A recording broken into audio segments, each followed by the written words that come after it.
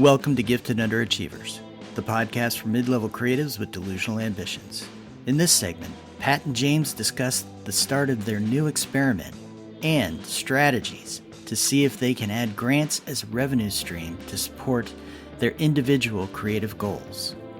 And Pat accuses James of having an outmoded view of self-hypnosis. Here we are and trying to get off that middle rung. And obviously money is a big issue, and it's a big issue for us. It's a big issue for everybody. But you've got an interesting idea that you sprung that I bring it up because we're going to do an experiment. Yes. All right. So this idea came from London Writers Salon, had a guest speaker, and Danielle Desiree, I'll put her name in the notes. Anyway, she's got a newsletter on Substack called Grants for Creatives or for Creators. And it struck me that I have never really applied for grants. You know, I've applied for residencies, and I actually did try to get a grant, but it was for a residency. So it's kind of something I've never really looked at as the possible way to relieve the pressure of having to constantly take one project after another, paid work, in order to support myself and my family. What I'd like to do is have more time to stare into space and pursue those ideas that I have got that I just haven't had time to act on. So I have a lot of project ideas. Is it too many? I don't know. It wouldn't probably be if I had more time, but it is too many given my current circumstances. So the idea is to do an experiment. And I was initially looking at 1 year. Do an experiment to see if I can actually bring on grants as an income stream. And I'm going to start from scratch, basically. I currently have no grants. I haven't applied for grants in a long time, except for the odd residency. And so I'm going to design an experiment. I've already kind of designed it, and I've got my next steps. And I'm going to see whether between August 2024 and August 2025, I figure that one grant could be considered chance. So I'm going to see if I can get 2 grants, or at least, I'm not sure how long the grant cycle will take. So it might have to be an 18-month experiment, depending on when applications are. But I'm just going to really apply all of my experimental design to this focus and see what happens. So today being August 16th, we'll call that our starting date. Okay. And not sure when this segment will post, but starting date August 16, 2024. Yeah. And I'm going to join you in this experiment. Love it. And I think we each have different ways of going about it. But before I talk about sort of my thinking, I wanted to ask you too, there's a piece that you sent me called Everything That Turned Out Well in My Life Followed the Same Design Process. And it's inspired you and it's had an impact. And so, and it's also going to be kind of a guide. Is that the right word? Yeah. For how you're going to approach this. It's providing an experimental framework for me. So I've actually started a notebook for my experiment, and I have notebook. Huh? Yes, that's how you know you're serious, right? Yeah. I know. I never sully a notebook just randomly. I really have to do it. So I really have to be serious about it. So I'm going to use the person who writes Escaping Flatland, his name, which is the Substack where Everything That Turned Out Well in My Life Followed the Same Design Process. His name is Henrik Carlson. That was the first thing I've ever read by him. And I was saying to James earlier that there's certain food for the brain that really nourishes it for a while. And this essay has been that for me. I read a ton, and I'll get ideas, but I don't get this I'm on fire inspired kind of feeling very often. So his framework is, and I'll just run through it quickly, is first, it's about the process of letting things unfold, but by actually deliberately helping them unfold, not pushing them. So first, observe the context. So in this case, for me, it would be to understand the context of grants. And to do that, my breadcrumbs of next steps are to subscribe to a newsletter, the Grants for Creators. And I'm going to do that probably next week. And so that's the first step. And then form a mental model of the context. So I once I've got some information on the types of grants there are, I can form a mental model, sort of a goal of I'd like a grant like this, and I'd like another grant like this. I'd like this much, and I'd like this much. But don't turn the goal into a vision that you have to reach. You're just kind of picking somewhere to aim for. So it's a guess. It's a guess of what you want given the context. And use that guess to decide how to take your next small step Ah, in the context. So if I decide my goal is kind of, oh yeah, I want to be at Banff Center, which is a Canadian residence that's hard to get into. Maybe talk to somebody who's been there. I right, actually I right. actually know somebody who's been there. So they're a visual artist, but and it was 20 years ago, but hey. There's all kinds of do a small project, that could potentially be what they want. These small steps from your understanding the context and your sort of guess at what you want produce new information that updates your understanding. Ah, So it's a constantly morphing situation. Do anything you can to increase the rate and resolution of information you get from the context. So just ah. talk to a lot of people. Yeah. Do a lot of applications, read interviews with successful grant recipients, and then just keep doing that. Cycle over those steps from the top, and then anything that makes it easier for you to act on the context will help. So that's my next breadcrumb, is to create a database of my own bios, the different grants that I'm thinking about, their deadlines, what they need, the creative projects that you use, your artist statement, all that stuff. So anything you can do. Basically, where that's the framework. Yeah. No, I think it's awesome. And Yeah. really, so there's this cliche definition of luck Yeah. that I think really it's cliche, but there's a lot of truth to it, which is luck is the intersection of preparedness and opportunity, Mhm. right? Mhm. And so that seems to be what he's talking about and what you're talking about is being prepared, doing your homework, doing your research, getting those conversations, and using that also as a way to try and create opportunities. Like, so that things can kind of come, you almost feel like they're coming to you, but in actuality, you're putting yourself out there Yeah. and making yourself known to this world. And hopefully, you know, in this instance, information, ideas, the how to's, the insights come to you, and then you can turn around and start applying for the grants that you want to apply for Yeah. and do it from a really informed place. Yes. So there is that aspect of it. And the other part that I feel is almost easy to overlook, but Henrik Carlson does brush against it in his essay, is for me the role of intuition and serendipity. So I will say that, I'm very happy with the work that I do. I really love this job as a book editor and teacher. And that 13 years ago, I didn't have this job. I was doing something else and I had little kids. And so what it seems to me that getting into where I am now kind of unfolded as just a series of happy accidents, but what I think it was really about was preparation. So I had an MFA.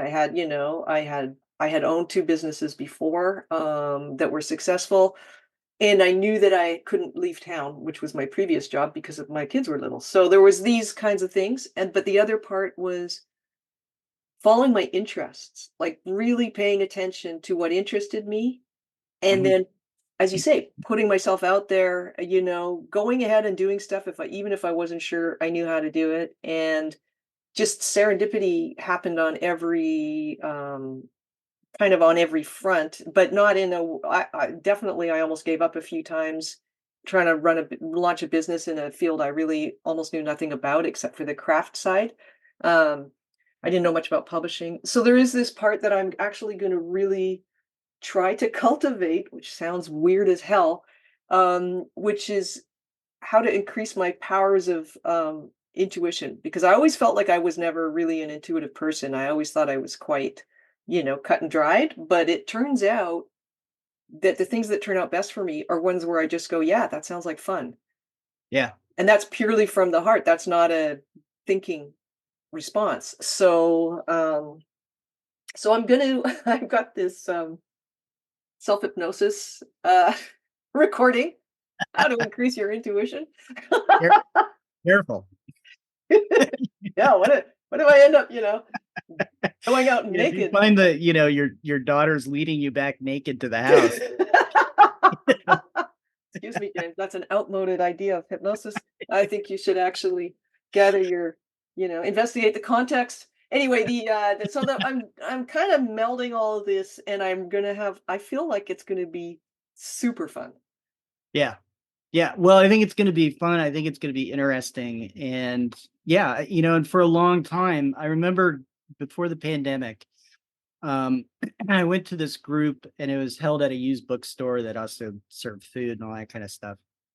And they had a sort of a writers group, but it's really open to creatives generally. And I remember one woman, they were going around the table saying, introduce yourself. What do you do? This one woman says, well, I write nonfiction, and really all I do is I get a grant and then I go and I write it. Oh, Right. And she wasn't, it sounds a little stencher-ish, but she really wasn't. She was just saying, this is how I, how I do it. yeah. And very matter of fact. And I thought, wow, I don't have time right now because I got to fly out of Mm, here, but I need to talk to this person yeah, because I got to figure that out. And of course, the pandemic goes boom. yeah. The group breaks up. She goes off into the universe, and I don't see her again. But it's been something that's been on my mind for a long time. Mhm.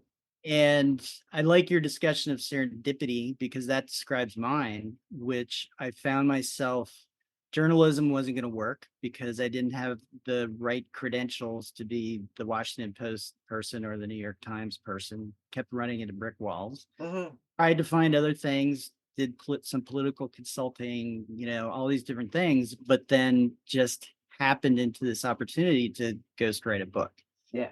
um, for MIT. And it was like, I'm going to do this. And at about the same time, I was a single parent with two really young kids Mhm. and working this schedule where, it was up, get the kids going, get them, they're in elementary school, get them to school, the lunch is made, all that kind of stuff. Race 45 minutes down to Massachusetts to get to my jobby job, work like a devil down there because I would have to leave there before everybody else to be able to pick my kids up who had to endure like after school going to this after school program that made them both miserable, Ugh. which is not a criticism of the program. It No. just, it was really, really hard on my kids because there was a lot of hard stuff going on for them anyway. Yeah. And race back up, with everybody, including my boss, looking at me like, who the fuck is this guy waltzing out of here? Even though I Mhm. negotiated this, Yeah. just it was hell. And so this opportunity came up, and my first thought was, my kids won't have to go to this after school program, Right. and I can make some money while working from home. So my life will still be really crazy, but the kid's life won't be really Yeah. crazy. And Yeah. that's really how it went. Is I just wanted to have something that was creative for me and didn't put this huge burden on the kids. Mm. But anyway, so moving forward, now I've met this woman. She's talked about grants. And as a ghostwriter, all the time I get really amazing people doing incredible things with incredible ideas and incredible experiences that the world absolutely should be hearing about, Mhm. but they don't have any money. And I can't do it for what they can afford because in this work, we both know that money is time. Yeah. Actually, money is creative time, Yeah. right? And it's not because we charge by our time, because I don't. I just charge by the project. But you need enough money to be able to block off that time to be able to support yourself. And so I got this idea that if I partnered with a grant writer, Mm. If somebody like this came along, I could say, go to this grant writer, and the model would be the grant writer raises as much money as they possibly can for this person, and they get 15%. This person gets the money. They come back to me. We write the book, you know, and onward. But I was reaching out to people, and the grant writers were like, no, I'm not really interested. It's not really how it works. I think that prospect of doing all the work, hoping you get the grant Yeah. is a bit too much. So when you brought this up, I thought, yes, this is a great thing because one, there's, the accountability of it. And two, I can do this in a way that one maybe provides a way for me to help these clients out so that Mm. write their books. Good one. Two, also maybe I can do this for myself, because I have my own writing, I have my own goals, my own dreams as a writer. Yeah. And maybe this is a pathway to be able to do that. Yeah. I love it. So I don't have the approach thought out as well as you do. And I think we're both going to lean into Henrik's piece. And again, it's on Substack at Escaping Flatland, and it's titled Everything That Turned Out Well in My Life Followed the Same Design Process. And we'll post a link and all that kind of stuff. Mm-hmm. But we're going to do it separately so that we're not cribbing off each other. Yeah. And coming back and saying, here's what I tried and worked and didn't work, and vice versa. And I think it's going to be good for both of us. And I think it'll be interesting for people listening. I do too. And, just to acknowledge the fact that this then becomes its own project, which takes time. Yeah. You know, like we're not hiring somebody to research which grants are right for us. We got to do all that part because that's the position I'm in. I don't have the money to pay somebody to find me grant opportunities. So I think, I have to be aware of the fact that how many projects do I have on the go right now? Well, quite a few, including this podcast, but it's not, they all work together. It feels to me like it's a very holistic period in my life. I will be looking at small business grants as well as creative grants because I want to be able to hire somebody to do some of the stuff that takes me a long time that when I would be better off doing the creative work for my business, including developing courses and the other income streams that they're kind of flatlining because I haven't put any time into them lately. So that's I think that's going to be a good use of time because it'll also the other aspect that I think will enliven my life is the idea that when you apply for a grant, you have to sort of encapsulate your creative history or your business history or whatever kind of grant you're applying for.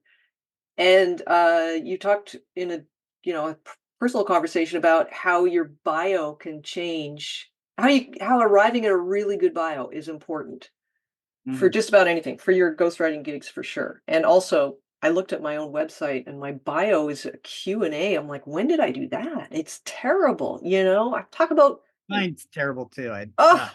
anyway, I got to fix that. But so yes, this will be time consuming in its own way, but I feel that it's kind of a holistic use of time because it helps us also calibrate how far we've come and what our new goals are, like work that sort of integrate them into our 2024, 2025, whatever state of being. And I just feel like it'll really take some of the weight off feeling like I'm on a hamster wheel of having to Yeah. continually grab new projects, and I love new writing projects. I love working on books, but it's not sustainable. I can't keep working the way I've been working. Yeah. Well, there's that, yes, it's going to be time consuming, but it's going to be about building and figuring something out. And, when I think about the initial work that I had to do just to get on the ladder, Yeah, right? So we're talking to mid-level creatives, right? yeah, Just to get to mid-level yeah, it was tough. yeah, There was nothing easy about it. And so trying to get to that next level, got to accept, yeah, it's going to be tough too. yeah, yeah, I think it's maybe unrealistic to think that it's ever going to just get easy. There's definitely those people, and we know who they are, the bougie stencher types, the bougie stitchers, yes. the trustafarians who these things, these financial resources to be able to do these things. And so rest of us, though, we've got to do the work. Yeah, It's as much a creative passion. Well, it's as much a job as it is a creative passion. Yeah. Yeah, So, you're right, and I love that you pointed that out because, yeah, getting here was not easy. I'm not even talking about the 18-hour days, that I was working for a period there when I was really trying to create enough of a financial cushion, that I could keep doing this, but the other part was just the constant, I don't know, the constant, like, learning and being the right person for the next gig and getting yourself to different things that it's easier to sit on the couch at night and watch TV, but it's not going to help you become, the person that you are. It's not going to move the needle. yeah. Yeah. Well, I mean, flip side of the coin is people need to shut down. Maybe TV isn't the right. There's Yeah. that balance piece to it, but I agree. It's so easy to get to the end of the day and feel like I got to turn my brain off. Yeah. And there's really easy ways to do that that don't really move that ball forward, right? Yeah. Yeah. But there's ways, and I think that we're doing this as a year-long experiment shows that this is a bit by bit, it's a piece by piece, it's Yeah. accretive as opposed to, next week we're going to apply for this big, huge grant and we're going to get it, Yeah. Yeah. It's, No, you're right. And it's iterative too, yeah, because every piece of material we develop about ourselves for applications will get better. yeah, yeah. Yeah, we're gonna get sharper, and, we wanna share it through this podcast, get people to really engage, Yeah. people reaching out with questions, offering suggestions, Yeah. those kinds of things, I think would be awesome. I do too. Yeah. No, I'm excited. I really love experiments. And, the other part about thinking of something as an experiment is that it puts a layer between you and any kind of ego you might have in the game. Yeah, well, and it gives you business they talk about fail fast, Yeah. right? Yeah. Which go out and try something, and hopefully you fail really quickly at it because it's that failure that gives you lots and lots of learning opportunities, Well, that's it. and As Henrik Carlson says, speed up the rate of information that you get. And he also, there's a caveat to that. You can't build relationships in the fast mode. There's certain things you can't do in your life by speeding it up. But Mhm. there's nothing wrong with speeding up what you can speed up in the So terms I of think gathering information. yeah, and so this is for future discussion, not to but, burnout, and how do we True. avert burnout? And doing this experiment, how can we'll be able to get into that a little bit and sort of be like, "You know what? I was really diving deep into this, but then I was getting kind of burned out too, and a little Yeah. bit, anxious and one thing and another." Yeah. Yeah. So how do you balance? How do you do all those kinds of things? So, Yeah. That's a yeah, good one. We'll yeah, track our mental health, and not to get sidetracked again, but I find that with the way I run my business, I compartmentalize like a champion. I should have been a Victorian or something. Like I can really compartmentalize any project so that when the bell goes, I'm done. I have feelings. I don't yeah, walk away like a robot, but I don't seem to have many problems with burnout unless I lose track of what's important. And so I'm going to prioritize paid work because I have to, especially after the kind of shit year I've had. Well, shit summer in terms yeah, of that. It's been yeah. creatively incredibly satisfying, but Let me, yeah, I can definitely shit spring and summer. yeah, yeah, Big shitty right. I mean, shitty. I'm pretty sure I'm gonna make less than I made last year, which is never good. I never wanna do I'm always going up. So, Yeah, anyway, so we'll see. There might be a miracle, but I think that, yes, it'll have to be limited. The grant experiment will have to be limited just by the sheer nature of needing to make a buck. yep. But I love that it's got this carrot at the end where the whole point is you might get a buck at the end. Yeah, well, and with all this stuff, I often feel like if you get into this creative work, no matter what it is, it's almost like purchasing a lottery ticket Yeah, in a weird way that constantly renews.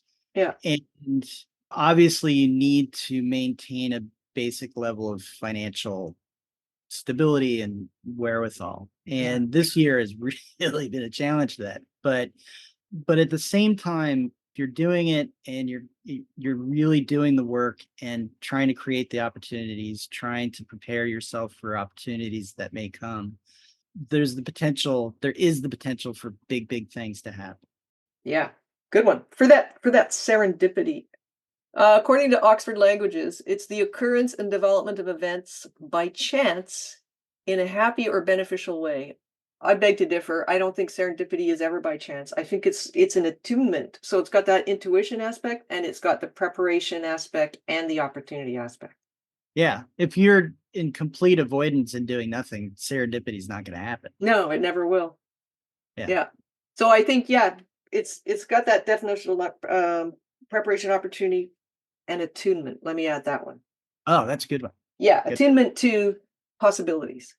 Because Yeah. without that, you can be as prepared as you want and you can see an opportunity, but if you're not attuned to it and actually willing to act on it, ready to act on it, whether you act imperfectly, which you're always going to do, is not important. It's that, then that turns into its own thing. It becomes, because it's a relationship between you and the opportunity. Thanks for listening to Gifted Underachievers, the podcast for mid-level creatives with delusional ambitions. We'd love to hear how we're doing, so please leave a comment, join our chat page, or send us an email at giftedunderachievers@substack.com. Have an awesome day.